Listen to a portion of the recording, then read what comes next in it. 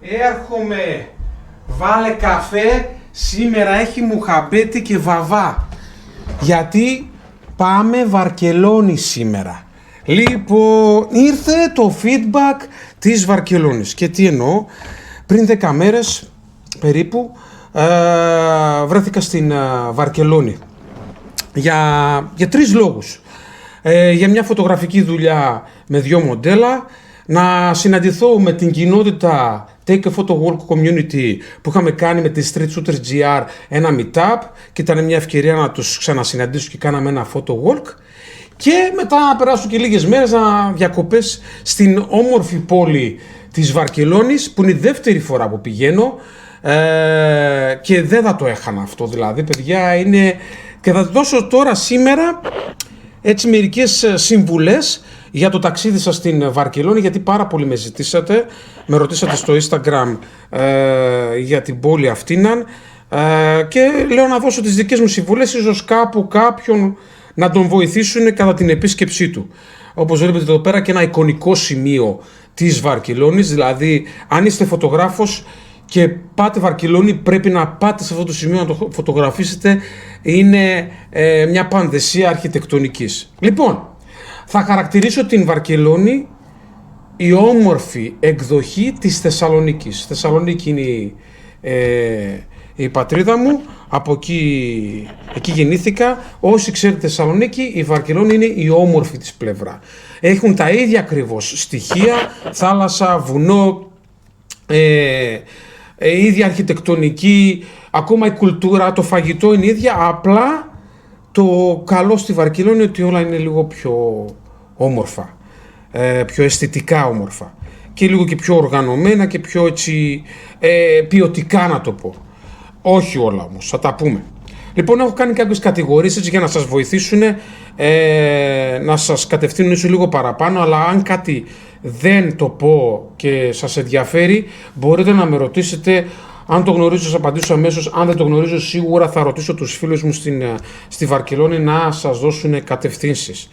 Έχω διαλέξει τα top 3 sightseeing αξιοθέατα στην Βαρκελόνη, το οποίο, παιδιά, είναι κατά προτίμηση μου λίγο πιο καλλιτεχνικά, πιο έτσι ιδιαίτερα, δεν είναι τόσο τα στάνταρ που περιμένετε να ακούσετε.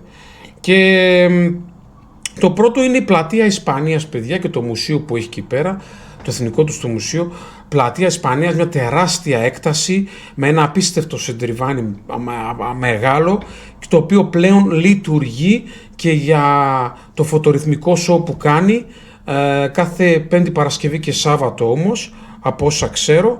Παιδιά, είναι top one, γιατί η τεράστια έκταση για να περπατήσεις, για να οδηγήσεις, για να περάσεις την ώρα σου ένα τεράστιο πάρκο με πολλά επίπεδα για να φτάσεις μέχρι πάνω το μουσείο, το οποίο έχει και την απίστευτη θέα, την ηρεμία. Εκεί μπορείς να δεις και μια πολύ ωραία δύση ηλίου. Top. Έχει πάρα πολλές πλατείες, αλλά η πλατεία Ισπανίας ξεχωρίζει λίγο παραπάνω τις υπόλοιπες. Ένα δεύτερο αξιοθέατο είναι ο Καθρετικός Ναός, παιδιά. Μπήκα μέσα. Έχω μπει σε πολλούς καθρετικούς ναούς, αλλά αυτός είχε κάτι άλλο, ρε παιδιά. Είχε ένα ακόμα κομμάτι μέσα χτισμένο, είχε από κάτω, είχε εξωτερικό χώρο, τεράστιος και επιβλητικός. Αξίζουν τα 16 ευρώ η είσοδο, μόνο για το κάτω μέρος και τον εξωτερικό. Αν θες να πας πάνω στην ταράτσα, είναι νομίζω 30, θυμάμαι καλά. Το οποίο όμως δεν το κάναμε εμείς, γιατί το θεωρούσαμε και λίγο υπερεκτιμημένο για να πας πάνω να δεις, αλλά πιστεύω ότι η θέα θα είναι δυνατή. Για μένα όμως ο ναός πρέπει να μπείτε μέσα. Δυστυχώς σε όλη την Βαρκελόνη τα μουσεία και οι ναοί και αυτά δεν είναι όπως εδώ πέρα το Διβούργο που είναι τζάμπα οι εισόδους. Εκεί τα πληρώνεις, αλλά από όλα διαλέξαμε αυτό. Δεν μπήκαμε Σαγράδα Φαμίλια, το θεωρούμε υπερεκτιμημένο τα 35 ευρώ. Πήγαμε απ' έξω, αλλά σαν top από αυτό. Καθρετικός Ναός της Βαρκελόνης, παιδιά. Είναι πολύ προσβάσιμος, είναι μέσα στην γοτική περιοχή. Ένα τρίτο αξιοθέτο που θα δώσω, παιδιά, δεν είναι τόσο ένα μνημείο ή κάτι, το είπα και σε προηγούμενο μου επεισόδιο. παιδιά, είναι η Ανατολή Ηλίου. Η Ανατολή Ηλίου την είδα 3 φορές, 2 φορές τώρα που πήγα και μία το Γενάρη. Παιδιά, και θα ξαναπάω, θα την ξαναδώ. Έχω κάνει αντίστοιχο επεισόδιο, μπορείτε να πάτε να το δείτε. Ανατολή Ηλίου. Δεν λέω άλλο. Τα είπα στο βίντεο, είναι άλλο. Μαγεία.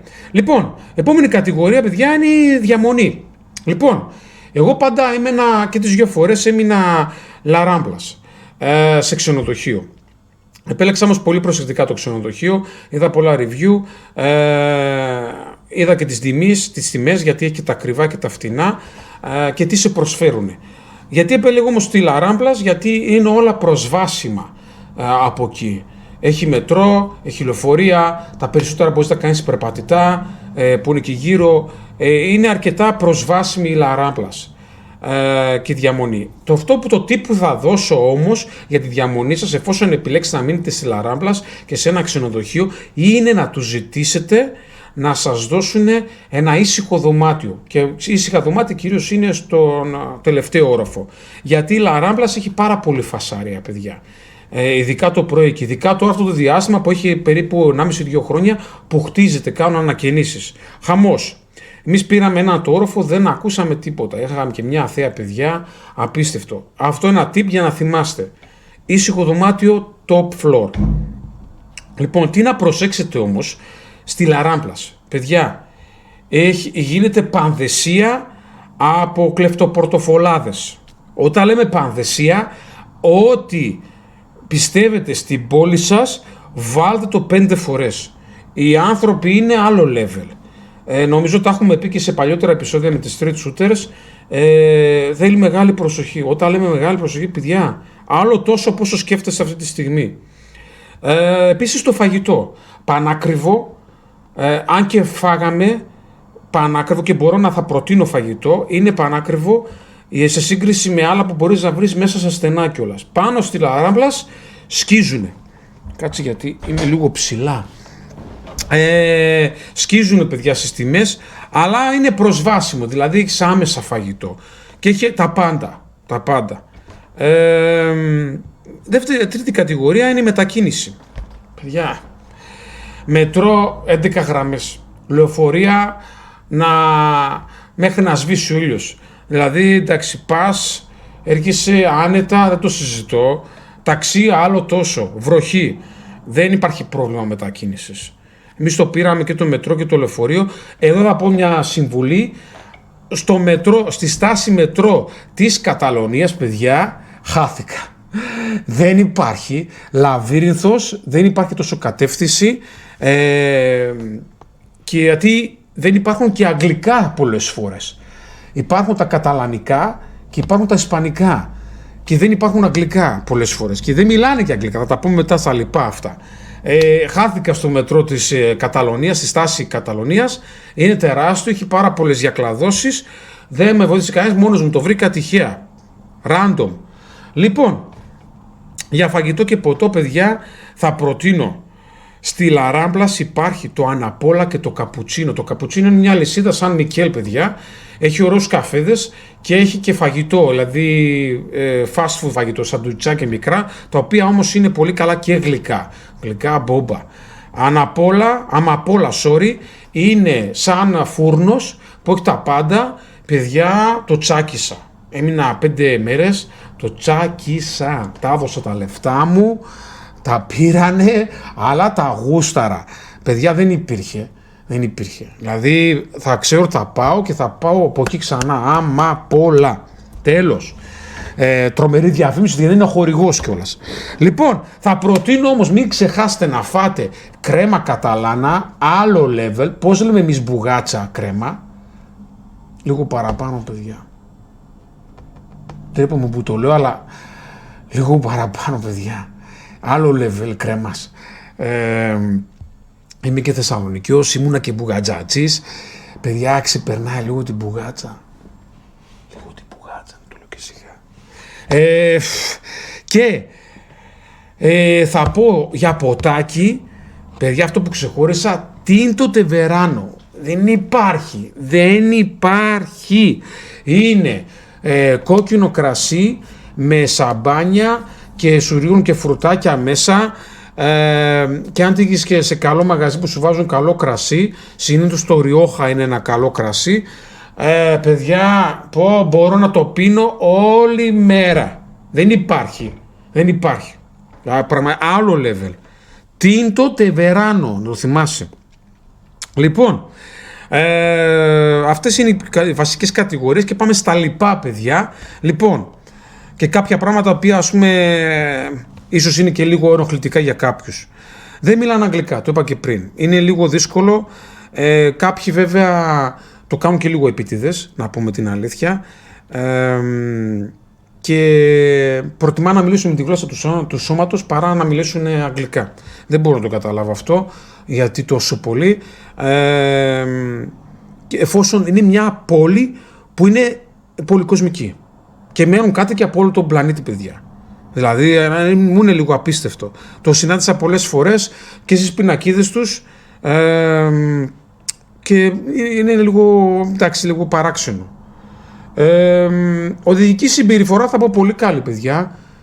Σέβονται, προσαρμόζονται, αλλά επειδή υπάρχει πάρα πολύς τουρισμός, ξέρεις, οι τουρίστες δυστυχώς φέρουν και απειθαρχία. Φωνακλάδες. Μεσογειακό κλίμα, παιδιά, είναι σαν και εμάς, φωνακλάδες και μπορεί και λίγο παραπάνω. Αλλά φωνακλάδες. 3 γλώσσες, παιδιά, το είπα και πριν: ισπανικά, καταλανικά, αγγλικά. Πολλές φορές το βλέπεις στο αεροδρόμιο, τουλάχιστον βλέπεις τις πινακίδες, υπάρχουν και λίγο στην πόλη, αλλά όχι τόσο πολύ σε σημεία, ίσως σε ποια πόλη, σε μουσεία και τέτοια. 3 γλώσσες. 3 γλώσσες, παιδιά. Μου ήταν λίγο απίστευτο δηλαδή. Και είναι λίγο πάρα πολύ στην καταλανική γλώσσα. Για την Λαράμπλα, όπως σας είπα, το έχω σημειωμένο εδώ πέρα στα λοιπά, θέλει προσοχή και τέτοια. Αυτό που δεν είπα, ήμασταν στον ένατο, από κάτω έχει διαμονή στον ένατο, από κάτω έχει μετρό. Παιδιά, το ακούγαμε, δεν μας ενοχλούσε όμως. Ήταν τόσο η αίσθηση. Αλλά δεν μας ενοχλούσε, δηλαδή κοιμηθήκαμε πολύ καλά, αλλά σε σύγκριση με άλλες πόλεις, δηλαδή το μετρό δεν το καταλαβαίνει στον ένατο. Στην ουσία είναι αυτά. Αν με ρωτήσετε αν θα έμενα, θα σου πω ναι, άνετα θα έμενα, διότι η πόλη σφίζει ζωή, παιδιά. Ζωή, έχει την έννοια της ζωής σε κάθε λεπτό. Έχει πάθος, έχει αγάπη, έχει ενέργεια, έχει ατμόσφαιρα. Ο κόσμος βγαίνει, διασκεδάζει, χορεύει, τραγουδάει. Είναι συνέχεια έξω, έχει καλό καιρό, έχει καλό φαγητό, έχει θάλασσα, έχει βουνό.